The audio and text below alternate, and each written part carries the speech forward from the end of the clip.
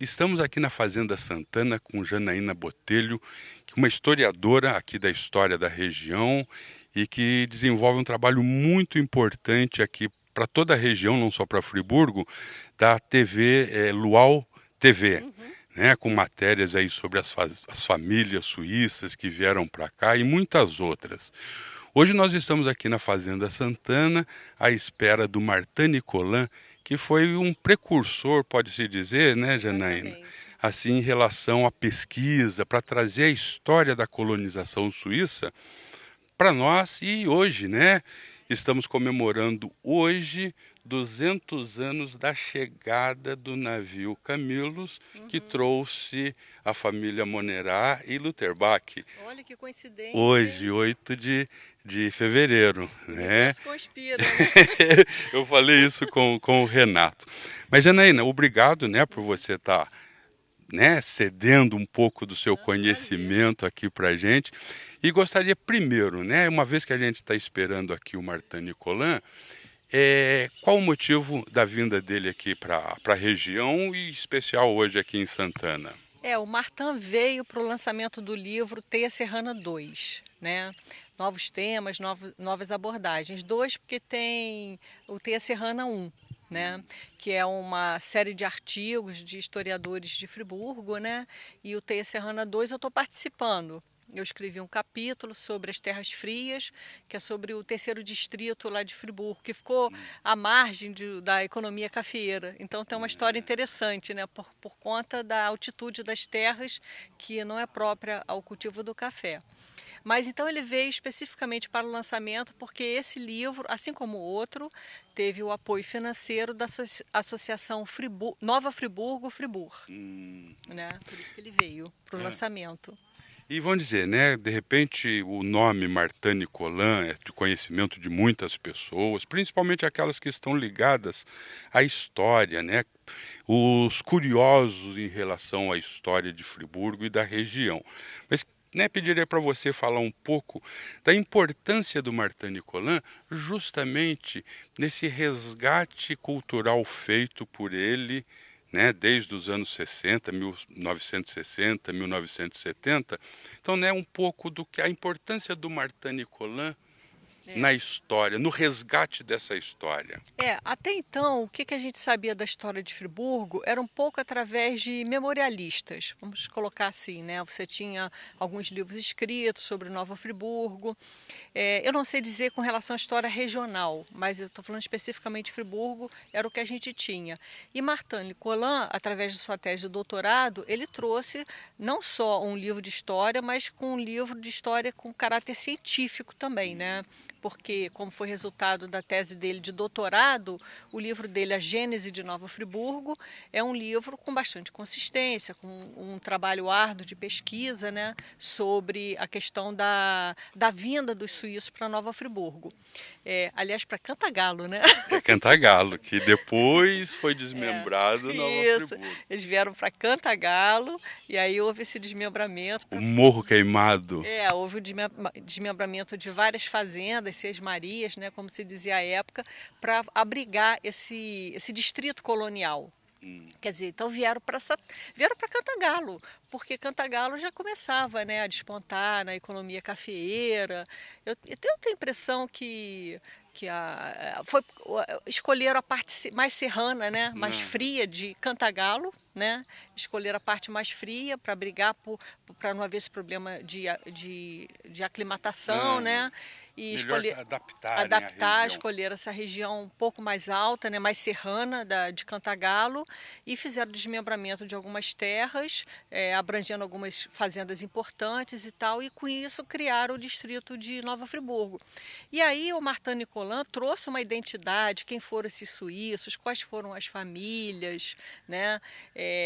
Ele não traz um pouco desses primeiros momentos da chegada, as impressões, né, o impacto e tudo. Então ele trouxe isso. E a partir desse trabalho, ele estimulou, ele deu autoestima às famílias descendentes, né, desses colonos suíços, e depois também por conta desse trabalho os alemães, criou-se essa identidade e a gente começou a ter uma série de trabalhos de historiadores, né, interessados nessa história de imigração suíça.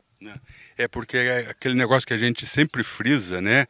E você sabe muito bem disso, a necessidade das pessoas saberem a origem da família, do nome, Isso. a origem do lugar onde vive, onde nasceu.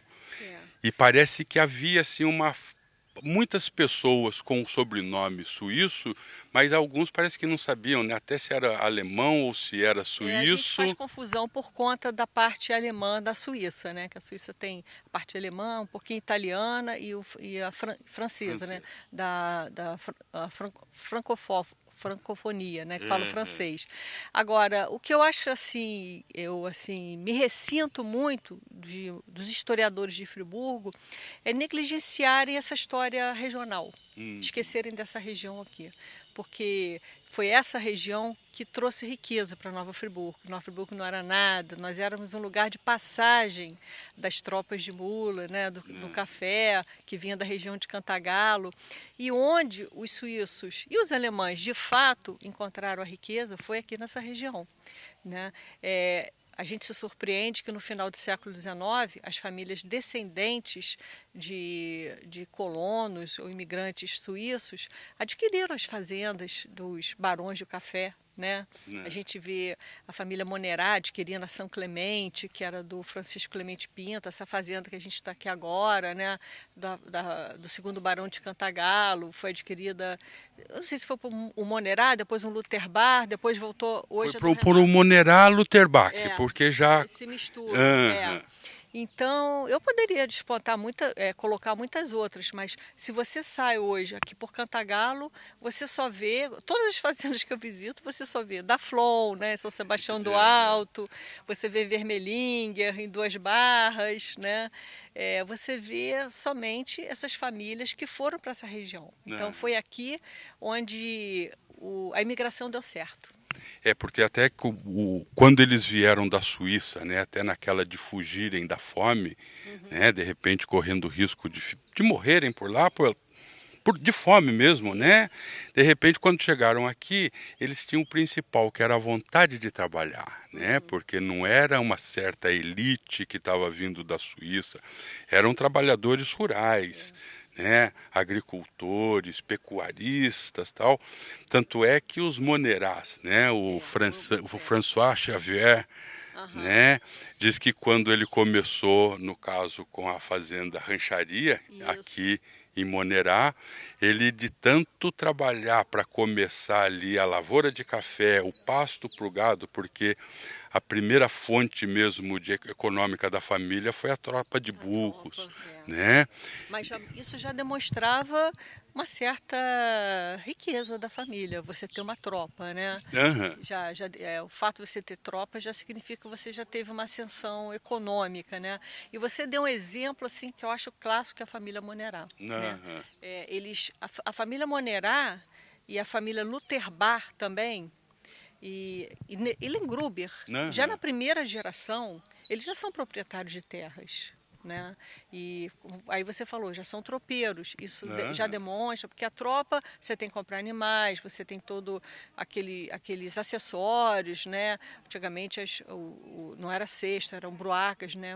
Sacos de couro para poder manter num longo trajeto a mercadoria intacta. Então, você deu o exemplo dos Monerá, que os Monerá realmente começaram a fazenda Rancharia, você deve ter visto alguma foto, moravam em casa de pau a pique, muito modesta, a gente não imagina aquele fazendeiro de novela das seis, poderoso. E contrastando com a sede, né, que foi depois, que hoje pertence lá aos Oblatos de Cristo, né? Isso mesmo, Então, você deu um exemplo ótimo de como essa imigração deu certo e como esse espírito aventureiro, porque eu acho, por que o brasileiro também não ganhou dinheiro, não se deu bem com isso? Porque realmente o imigrante ele vem com outro espírito, né? Ele não troca 6 por meia dúzia. E também tem uma coisa que eu gosto muito de marcar, o período em que os imigrantes suíços vieram para o Brasil, né, e no caso essa região aqui, é um período muito propício para o poceiro. Porque a lei de Seis Marias ela tinha acabado em 1822. Então, um dos modos de aquisição de terras era a posse pacífica. Se você achasse uma propriedade devoluta, ou seja, uma propriedade desabitada, e não eram poucas, você tomasse posse dali, dentro de um ano e um dia você poderia reivindicar a propriedade disso. Então você imagina se um suíço chega aí já estou falando em Nova Friburgo, dão uma data de terras para eles e fala, ó, você vai ter que trabalhar aqui e plantar aqui. Quando você sabe que você está num país de uma dimensão territorial como é o Brasil, em que você é sabedor de que se você tiver a posse de um ano e dia pacífica, sem contestação, e der uma atividade produtiva, você vai se tornar proprietário, você vai ficar naquele quadradinho ali? Não vai, né? E foi isso que eles fizeram. Os Monerá foram para essa região Rancharia, né, que hoje é Duas Barras, né? Mas inicialmente foi aqui em Monerá mesmo, na fazenda que você entra por Monerá. Rancharia, exatamente. Hoje o distrito que depois de Monerá. teve a fazenda Rancharia do Norte, a Rancharia do Sul. Os Lengruber foram para a freguesia de Nossa Senhora da Aparecida, que pertencia a Friburgo, e hoje é o município de Sapucaia. Pouca gente sabe que Friburgo se estendia até Sapucaia, fazia fronteira com Minas. Mas só que perdeu essa freguesia em 1840, alguma coisa, não sei. Hoje é o município de Sapucaia. Então, os Lengruber foram para essa região. Se você vê a fazenda que pertenceu aos Lengruber, né, aí já é uma segunda geração, que geralmente as casas séries antes eram modestas, aí depois da segunda metade do século XIX você já vê casas melhores e tal. Olha, você vê que realmente eles traçaram o caminho certo, né? No caso é a Santo Antônio, a fazenda. Exatamente. Que hoje Santo é do Carlos Antônio Castro. De Sapucaia. A fazenda é maravilhosa. E ali era e também inovaram com essa coisa de gado. Uma coisa que a gente tem que destacar muito com relação à imigração suíça é que, claro, a gente teve no final do século XIX a imigração do café para a pecuária, boa parte dos municípios. Mas eles já viram essa questão da pecuária antes, por conta de viagens, visitas ao estrangeiro, viram o gado Nelore, né? E aí começaram a adquirir e melhoraram um pouco a genética, né? Do nosso gado. Tem muita história aí, né? A gente deve muito a eles. E essa história está toda aqui. Por isso você falou assim, você trabalha com a história regional, mas se a gente for trabalhar a questão do desenvolvimento econômico, da fase de ouro da nossa região, no Segundo Império, que nós tudo se concentrava aqui, né? A riqueza do Brasil saía dessa região. Isso tem que ser destacado. E uma coisa até que a gente nota que essa região foi ignorada pela própria história do Brasil e quando fala do ciclo do café, né? Talvez por conta, se a gente olhar nessa região, a gente não tem aquelas casas sérias de Valença, sabe? São mais modestas. Talvez isso tenha atraído mais a atenção dos historiadores por conta disso. Mas Cantagalo, por exemplo, durante alguns anos ele foi o maior produtor de café do Brasil. E essa região foi a região onde tudo começou, basicamente, né? E depois foi migrando para outras regiões. Mas realmente, inclusive eu já ouvi assim de uma historiadora que trabalha mesmo com a história regional, com a história agrícola, que fala que realmente essa região foi negligenciada. Cantagalo é citado assim, com número de escravos, né? Tem aquela pecha também de ter maltratado muitos escravos, né? Aquela coisa toda, quando a pessoa queria vender queria se desfazer de um escravo, quer dizer, ameaçar um escravo, falava, vou te vender para a região de Cantagalo, tem essas coisas assim. Mas essa região é uma região muito rica, a gente não tem aquelas casas sedes muito luxuosas, mas não é isso que interessa. A história em si. Apesar disso representar a riqueza do proprietário de terras, mas não é tudo, né? A gente realmente, essa região aqui, que eu chamo nossa também, que eu estou sempre aqui, né? É uma região assim que ela foi o foco e foi o protagonista de um período assim em que a principal atividade econômica do Brasil foi o café. E nós participamos desse período, né? Bom, a gente vai dar um break agora, talvez a gente até volte num outro bloco, ou então futuramente numa matéria exclusiva aqui com a Janaína, porque o motivo da nossa vinda à Fazenda Santana hoje chegou, que é o Martani Colan. Até mais.